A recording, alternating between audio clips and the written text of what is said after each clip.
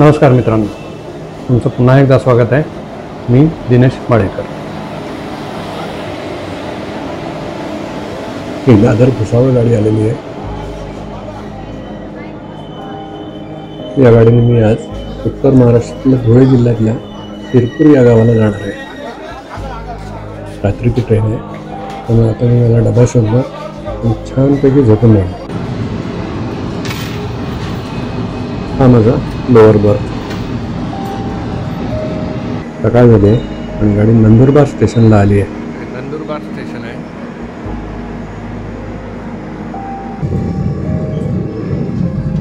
इथे आपण गावातलं सकाळचं वातावरण बघू शकतो. हे पुढचं स्टेशन आलं दोंडाईचा.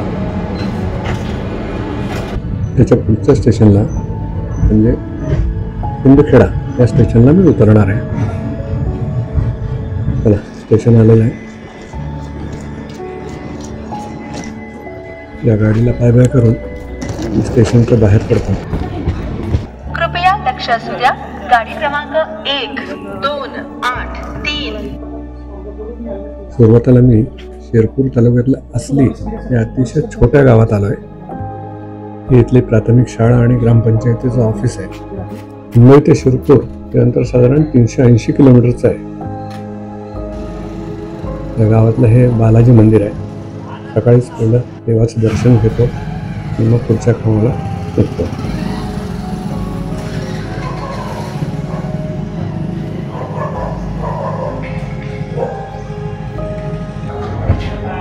या हॉटेलमध्ये नाश्ता करून ते पुढच्या प्रवासाला निघालो. ते समोर लांब दिसतंय हे नागेश्वराचं मंदिर आहे. हे अतिशय प्राचीन मंदिर आहे. हे म्हणजे एका टेकडीवर आहे. मी आता तिथेच चाललोय. रस्त्यात मध्येच हा बकऱ्यांचा कळप आला.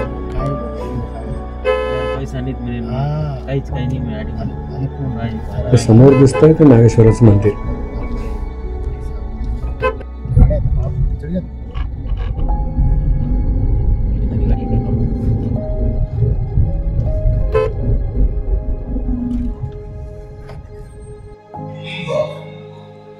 हे अतिशय प्राचीन असं दगडी बांधकाम असलेलं मंदिर आहे. चला आत जाऊन बघूया. आत शिवलिंग आहे.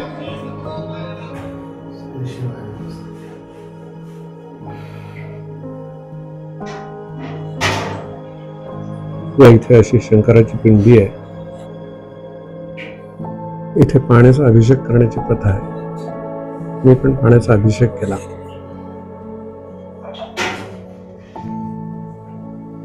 शंकराच्या पिंडीला मनोभावे नमस्कार केला.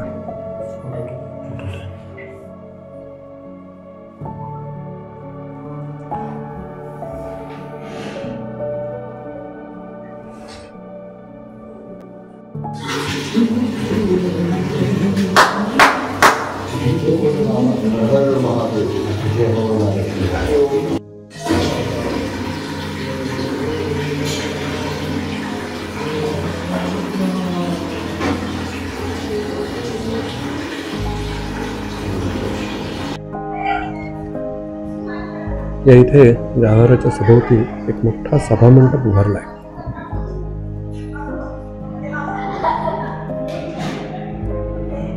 देवळाच्या चारी बाजूला जंगल आणि डोंगर आहेत.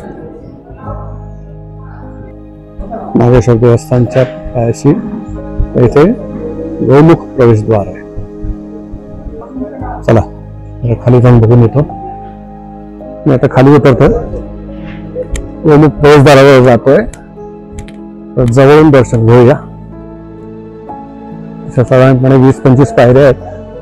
उतरून खाली येतो. घसरू नये म्हणून पायाला असं हे एक कार्पेट लावलेलं आहे. पाण्यात उतरतो मी. हो, खाली वाळू आहे. पाण्यात तर काही मासे पण दिसत आहेत.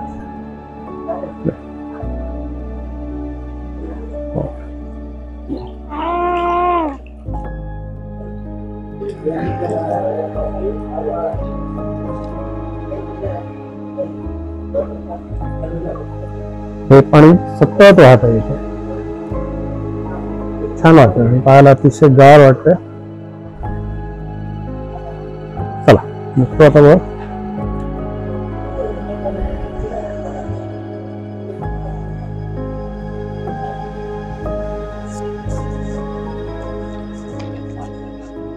शिरपूर पासून साधारण 35 ते 40 किलोमीटर अंतरावर हे अणेर नावाचं एक धरण आहे. या धरणावर मी आता गेलोय. या धरणाला 10 दरवाजे आहेत. हे इथे धरणाचं अडवलेलं पाणी आहे. हे प्रत्यक्ष धरण आहे आणि धरणाचं पाणी सोडल्यावर त्या बाजूला ते पाणी येतं.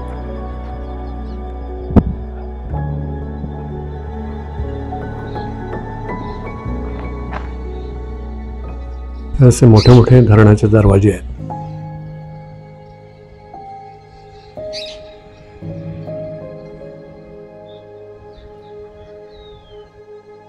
आता मी शिरपूरच्या एका केळीच्या बागेत आलो आहे. इथे प्रचंड प्रमाणात अशी केळी लागलेली आहेत. प्रत्येक केळी हेच घड एका प्लास्टिकच्या पिशवी खाली असं ठेवलेलं आहे, कारण याला कीड पडू नये म्हणून. खाली केळफूल सुद्धा आहे असं दिसत आहे. ही प्रचंड मोठी बाग आहे. कमीत कमी 1000 केळीची झाड असतील आणि प्रत्येक झाडाला असं केळी असे लगडलेली आहे. असं आहे. अतिशय छान वाटतंय. अजिबात खाली ऊन पोचत नाहीये आणि एक गारवा आहे छान. अशी केळी आहेत, ती लहान आहेत अजून. ती पूर्ण वाढ होईल याची. त्याच्यानंतर ती विकण्यासाठी बाजारात येतील.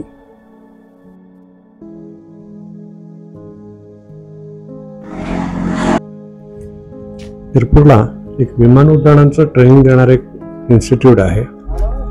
तिथे हे एअरपोर्ट आहे. आता मी तिथेच निघालोय. आता मी शिरपूरच्या फ्लाइंग क्लब मध्ये आलेलो आहे. इथे काही विमान आहेत, काही मेंटेनन्स चाललेला आहे. हे सेस्ना 172 त्या जातीचं विमान आहे. आणि इथे काही अजून नवीन मॉडेल्स आलेली आहे. ही सेस्नाच आहे. पुढे टेक्नाइम आहे आणि त्याच्या पलीकडे अजून एक सेस्ना आहे. अतिशय छोटे खाणी हँगर आहे, पण तरी याच्यामध्ये 5 एअरक्राफ्ट आहेत. एक बाहेर ग्राउंडवर उभा आहे. हे इतके नवीन आहेत की अजून ह्याचं पॅकिंगही ओढलेलं नाहीये.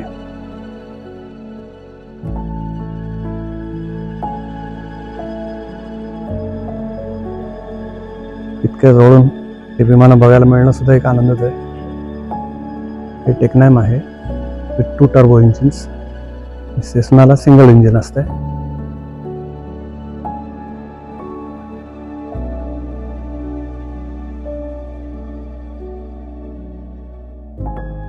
आता मी ग्राउंडवर उभा असलेल्या विमानाकडे निघालो.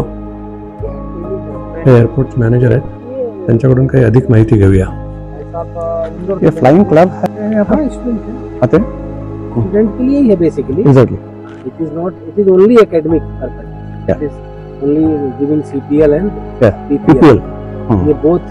No, that's why I asked that fellow because he is having 3 ships. Normal 2 ships देते हैं ना, तो उनको 3 ships कहाँ से मिला? Because he is from South Africa. Yeah, it he seems. came from South Africa. South Africa. Yeah. Actually, the person who was doing there outside India, so they have to convert their license into Indian CPL. Ah. So they have certain requirements, certain flying. They have to carry out certain checks. They have to undergo.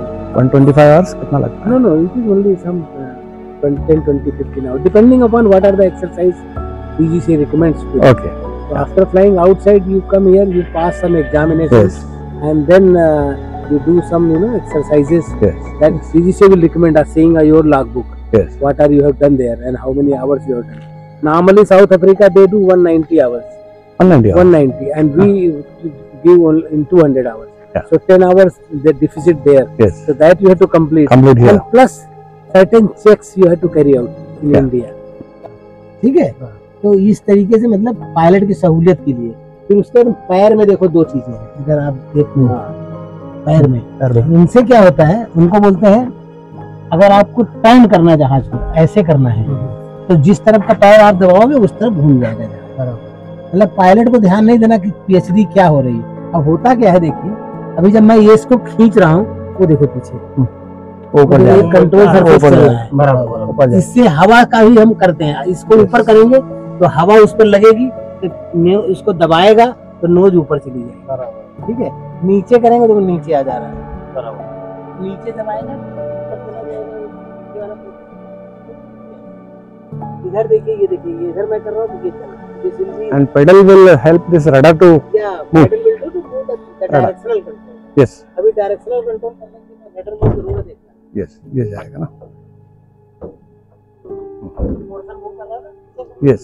तो उससे क्या है, वहाँ इधर move कर जाएगा तो हवा इस पर स्ट्राइक करेगी। आपको सारी डिजिटल है, डिजिटल फॉर्म में सामने से, और कोई जहाज आ रहा है, ये सारी चीजें जो भी कुछ आपके भाई ऊपर तो कोई देखने के लिए नहीं है ना कि ये पेड़ देख लिया, ये ऊपर तो आपके सामने यही है स्क्रीन। तो स्क्रीन में सब चीजें आपको आएंगी, ऑटोमेटिक बताता रहेगा कि आप किधर जा रहे हो, कौन सा डायरेक्शन देखने के लिए वो देखो लगी, कंपास बोलते हैं। ये यहाँ जहाज नहीं सब बाहर कुछ नहीं देखना, ये है, ये कंपास है जो बताती है आप किस डायरेक्शन में जा रहे हैं। बाकी स्पीड बताने के लिए, आप कितनी हाइट पर हो, ये सब चीजें इसमें आएंगी, उनके लिए सब गेजेस लगे। तो फंडामेंटली मतलब प्लस जो गाड़ियों में जैसे होता है देखो, इसमें भी लगा हुआ है वो एयर बैग के लिए, एयर बैग है, और इसको लगा के आप जाते हो तो एयर बैग भी है।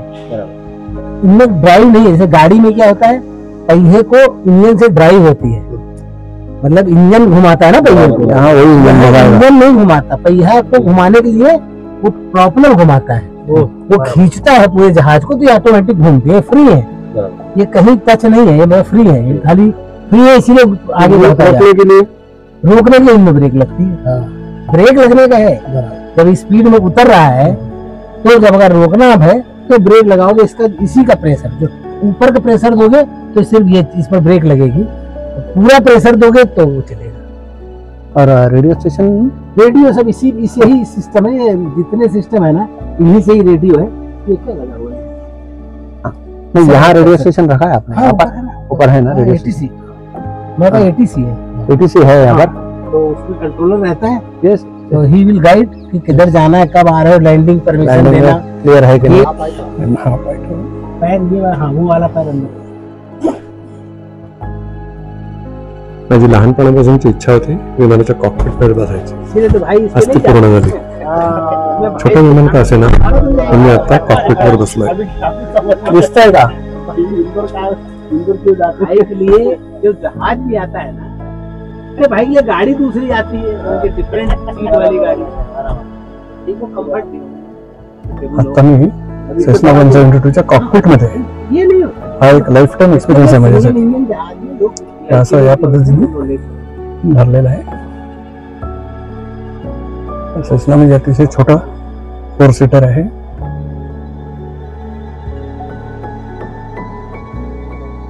इथून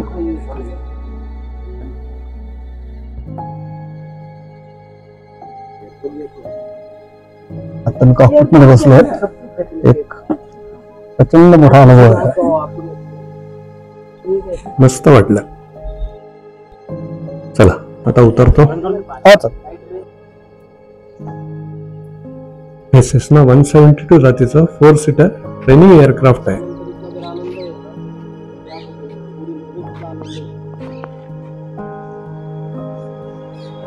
हँगर मध्ये हे टेकनॅम P2000 हे विमान ठेवलंय।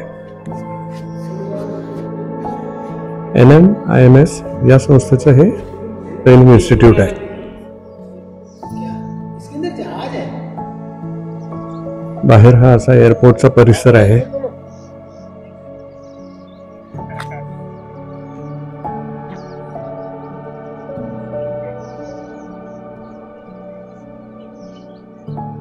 एअरपोर्ट मॅनेजरला धन्यवाद देऊन मी धुळे शहराकडे निघालो।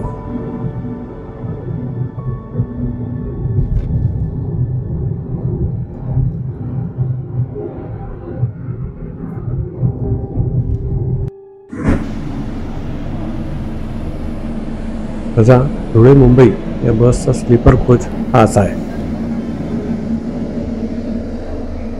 चला आता निरोप घेतो। पण जाण्यापूर्वी एक नेहमीचा आपुलकीचा प्रश्न, चॅनलला सबस्क्राईब केलं का? नसेल केलं तर लगेच करा, आणि व्हिडिओ आवडला असेल तर आपल्या मित्रमंडळींबरोबर शेअर करा. धन्यवाद.